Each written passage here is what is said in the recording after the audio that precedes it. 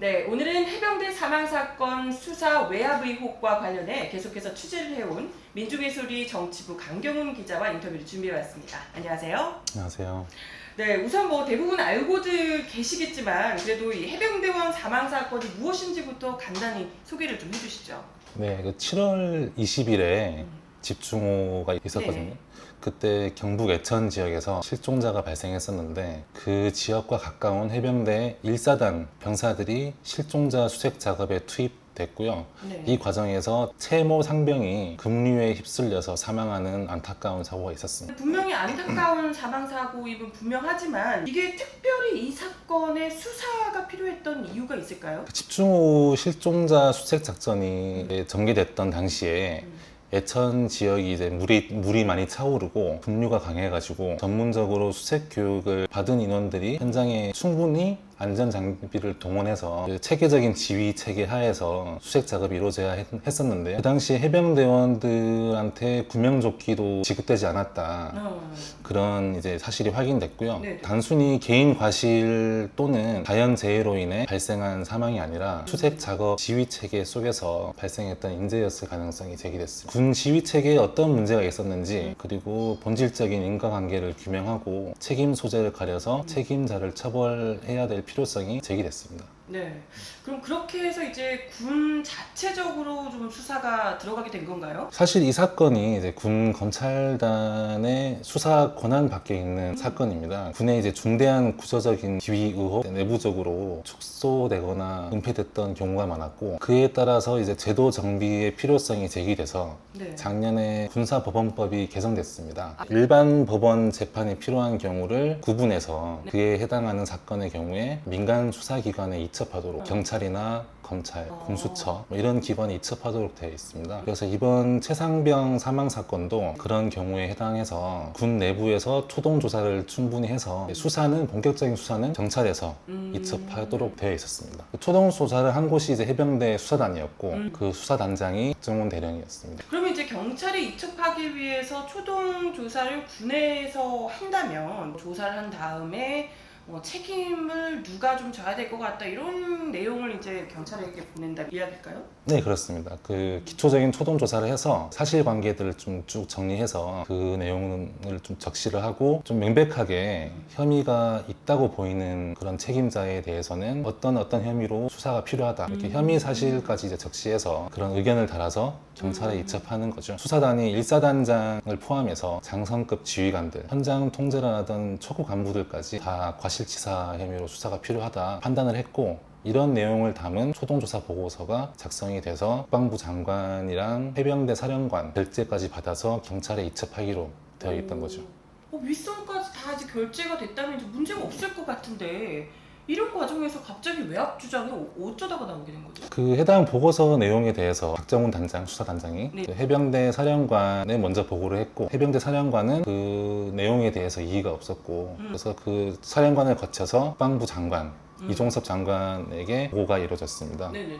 그래서 그 결재까지 이루어졌고요. 그 결재한 서명 보고서 자료가 이미 공개된 적이 있습니다. 네. 군 내부에서는 사실 아무런 문제가 없다는 판단이 이루어진 것인데 그렇다면 경찰에 이첩을 하면 되거든요. 이첩 직전에 이제 국가안보실에 네네. 파견 나갔던 해병대 대령이 한 명 있다고 하더라고요. 그 대령이 이제 박정훈 단장한테 전화를 해서 그 이첩 보고서 내용을 좀 볼 수 있겠냐 이런 문의를 한 거죠. 문의인지 아니면 뭐 협박인지. 네, 협박인지 모르겠는데 네.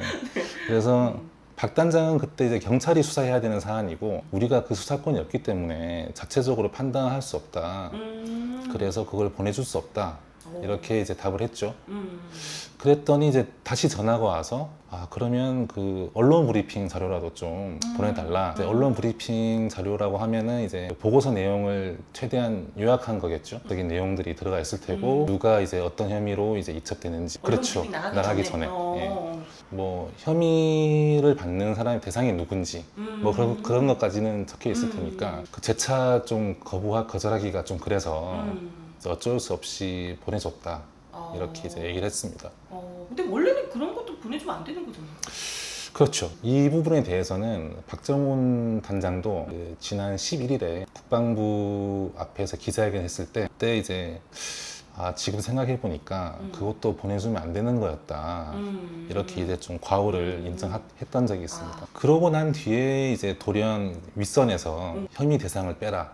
사단장을 빼라.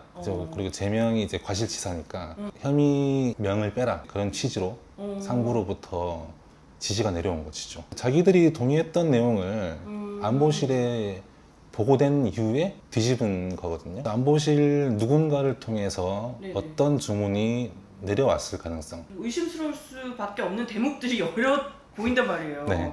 지금 안보실이 갑자기 왜 경찰에 이첩될 자료를 요구를 갑자기 했는가? 올리자마자 이때 결재까지 했던 군 윈선이 갑자기 지시를 바꾼 것도 그렇고 상당히 좀 이상한 부분들이 많은 것 같아요. 네, 지금으로서는 이제 그 인과관계가 안보실에서 무슨 지시를 했는지, 뭐 누가 어떤 얘기를 했는지, 뭐 때문에 뭐 그러는지. 그런 인과관계가 아직 명확하진 않아요. 왜냐하면 이 부분에 대해서는 조사가 이루어지지 않았기 때문에. 다만 이제 과실치사 혐의가 있는 것으로 지목됐던 그 임성근 1사단장, 이 사람이 이제 과거 이명박 정부 때 소령이었는데 그때 청와대에서 이제 안보 관련 부서에 근무를 했었고, 지금 이제 김태호 안보실 1차장이 같이 근무를 했었고, 또 같은 시기에 이종섭 국방부 장관이 이제 관계부서의 선임 행정관이었더라. 뭐 이런 사실은 이제 확인이 됐습니다. 그런 내용들 때문에 안보실에서 이제 무리하게 뭐 사단장을 좀 구명하려다가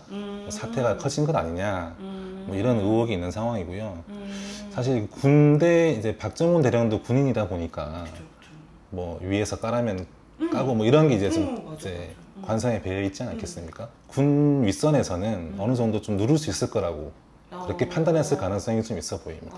이분이 이제 보통 분이 아니셔가지고. 호락호락한 분이 아니었던 거죠. 독립적이고 객관적인 수사 절차를 통해서 좀 규명될 필요가 있어 보입니다. 외압을 하고 딱 할 수 있을 만한 좀 구체적인 정황 이런 게 좀 나와 있는 게 없나요? 해병대 사령관 집무실에 이제 불려갔습니다. 또 이제 사령관이 핸드폰을 보면서 이건 국방부 차관이 이제 보낸 문자다라고 하면서 이제 읽어줬다고 하더라고 내용을. 그 내용이 이제 혐의자를 빼라. 그리고 혐의 내용을 빼라. 해병대는 왜 말을 하면 안 듣느냐.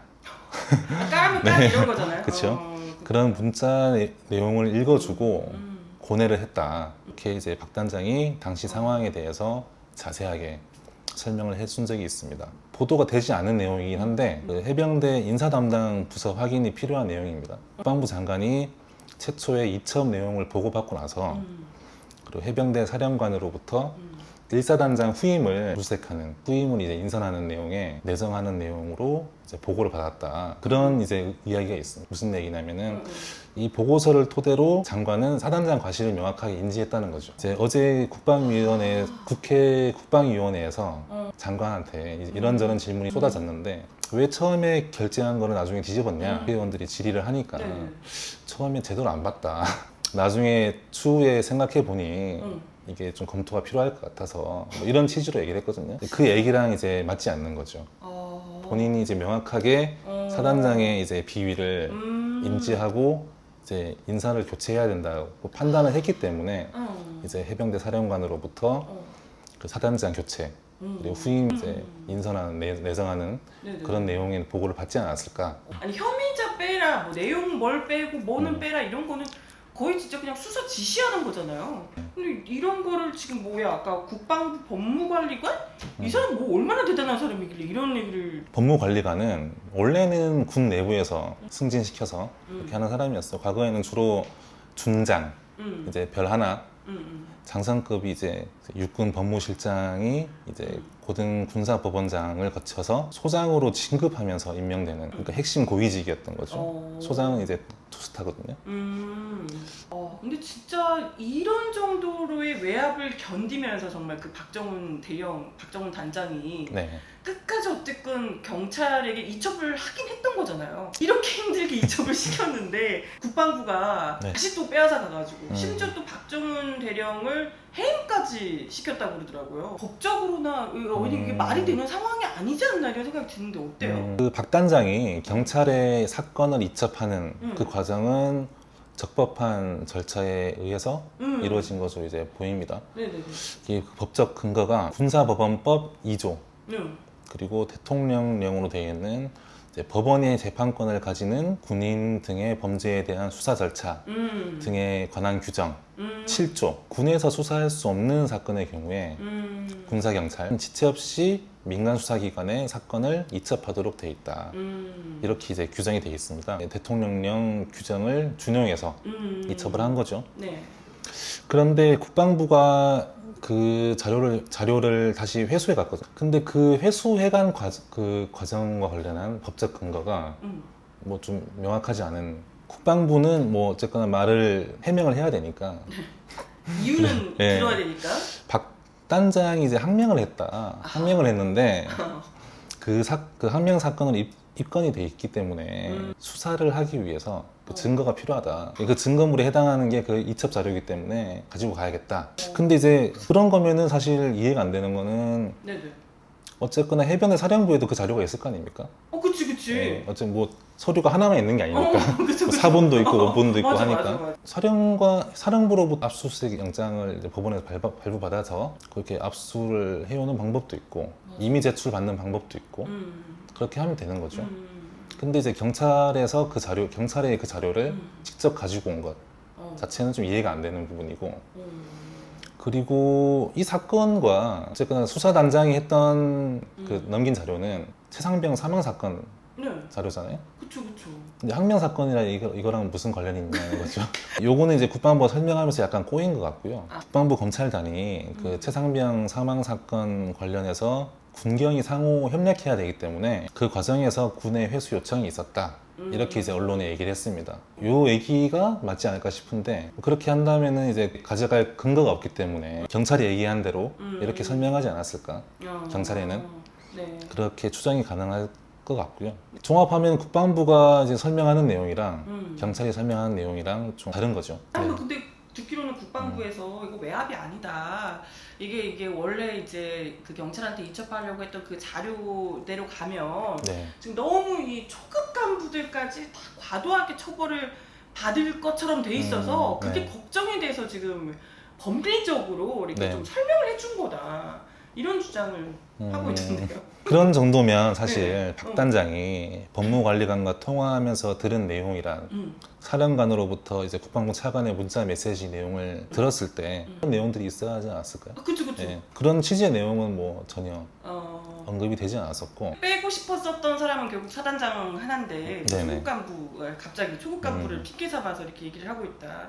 근데 또 국방부가 외압이 아니라고 주장하는 근거로 되는 게 이런 게 있더라고요. 법무관리관은 국방부 장관의 지침을 받아서 군사법원 법의 취지를 설명한 것이고 그리고 외교안보 부처의 경우는 통상적으로 네. 안보실과 언론 설명 자료를 공유하고 있어서 외압 소지가 있다 이런 주장은 사실 무근이다 이렇게 주장을 하고 있더라고요. 외교안보 부처 같은 경우에는 다루는 내용이 워낙 민감하고 외교적 사안, 안보적 사안 이런 것들이다 보니까 고도의 어떤 좀 판단을 요하는 이런 내용들이 이제 있을 수 있으니까 할 수 있는데, 이 사안은 사실 그렇게 통상적으로 안보실과 공유하는 자료라고 볼 수 있는지는 의문입니다. 네네네. 그래서 그리고 군사법원법상 그 자료는 명백히 경찰의 수사권이 부여된 뭐 그런 독립적인 형사사법 사안의 범주에 속한다고 볼 수 있고요.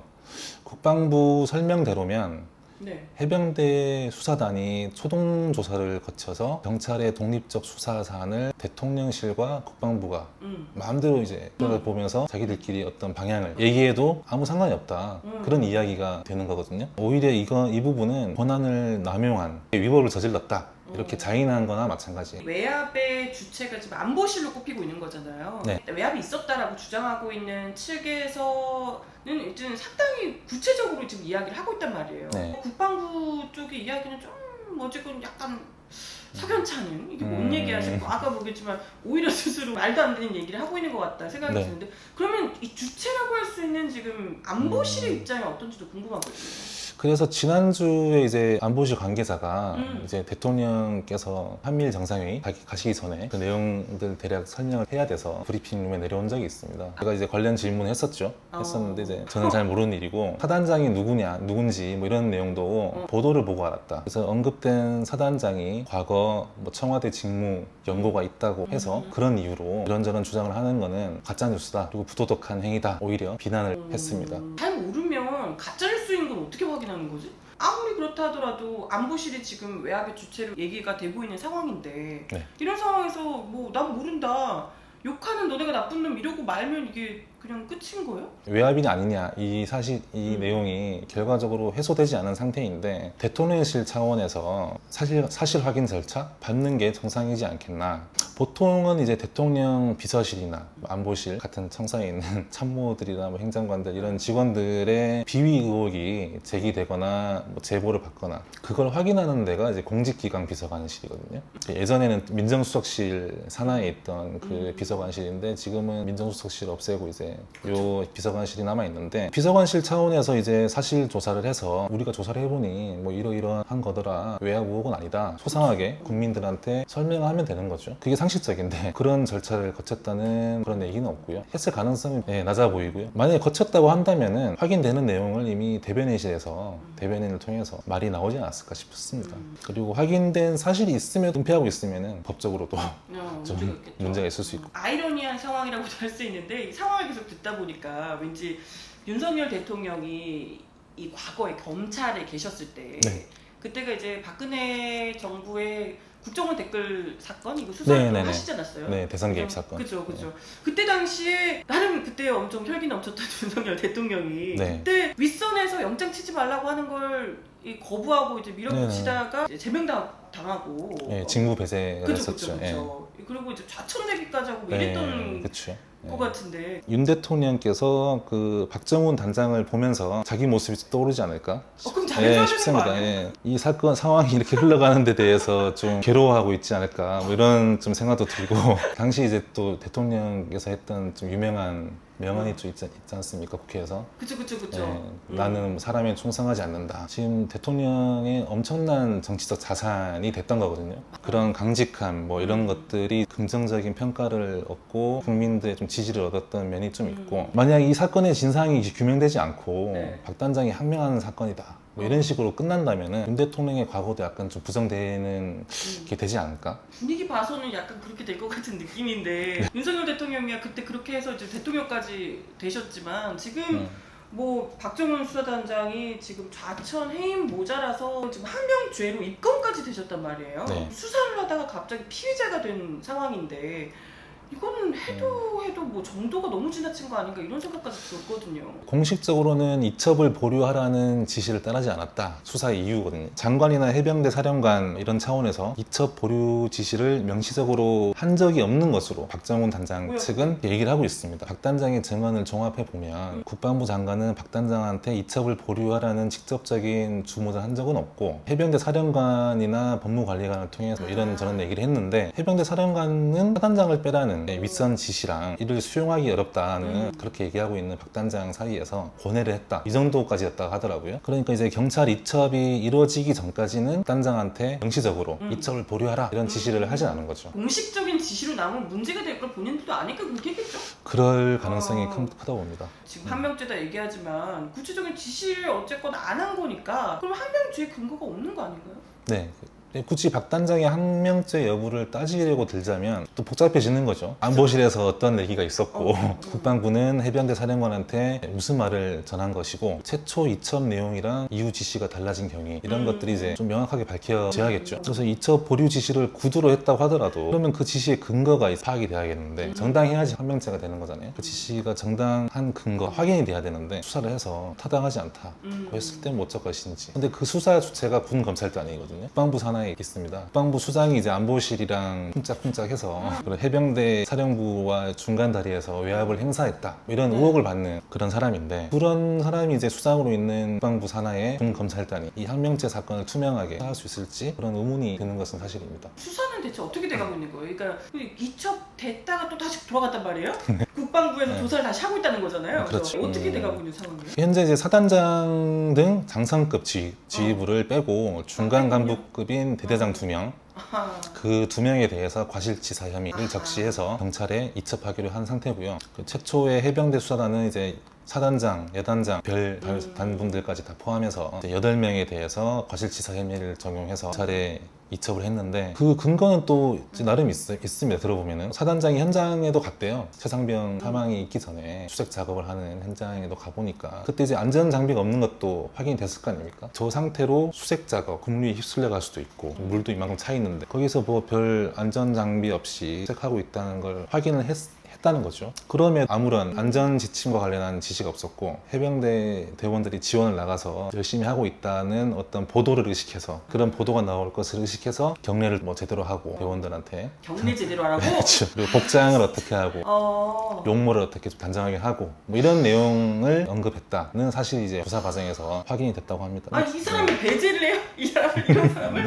그래서 결국은 뭐 경찰 이첩 전에 이제 확인된 사단장 과실 그 부분에 대해서 면죄부를 줬다고 볼 수 있죠. 이런 사람을 가서 정말 제대로 봐야 될 건 안 보고 뭐 경례, 막 옷차림 이런 거나 신경 썼던 이런 사단장은 빼놓고 결국 이 사람 살려준 거잖아요. 구명을 해준 거잖아요. 그러면 차라리 경찰이 이첩되고 나서 경찰이 수사를 잘해주길 바라야 되는 건가요? 현실적으로 뭐 지금으로선 그런 상황인데 국방부 조사본부 자료를 토대로 수사를 하는 거기 때문에 그런 결과의 공정성이 담보될 수 있을까? 뭐 그런 의문은 들고 있습니다. 경찰이 이 흐름을 이제 모르지 않겠죠. 권력이 개입된 사건이라는 본질을 잘 알고 있을 텐데 경찰은 권력이 개입하기 전에 해병대 수사단이 한 수사 조사 결과를 토대로 결론을 낼 것인가 아니면 권력이 개입된 이후로 의심되는 결론 중에서 뭘 선택할 건지 권력의 입김이 이쪽에 실려있다는 게 뻔히 보이는 상황에서 이쪽 편 들기는 정말 박정훈 대령 같은 사람이 또 있기를 바라기는 너무 어려울 것 같은 그렇습니다. 느낌이 드는데